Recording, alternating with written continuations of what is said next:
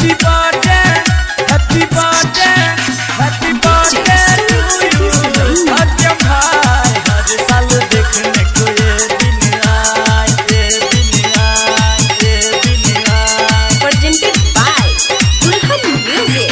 Happy birthday to you Satyam भाई। हर साल देखने को ये दिन आए, कोई दुश्मन आप पे नजर लगाए।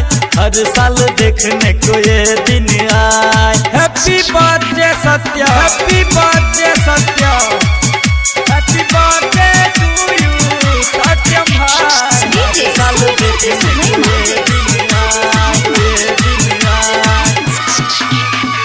चांद और तारे जैसे रहना चमकते, फूल गुलाब जैसे रहना गमकते। चांद और तारे जैसे रहना चमकते, फूल गुलाब जैसे रहना गमकते।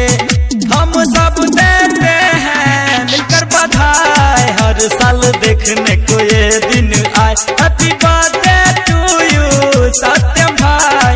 हर साल देखने को ये दिन आए, ये दिन आए। हर साल देखने को ये दिन आए।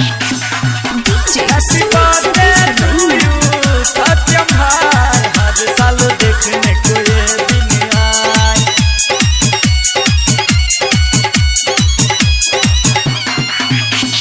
डीजे सत्यम से जाने जमाना, कहते हैं दिल से गुड्डू दीवाना। डीजे सत्यम से जाने जमाना, कहते हैं दिल से गुड्डू दीवाना। राइटर ओबैद आलम का दुआ लग जाए। हर साल ये दिन देखने को आए। Happy birthday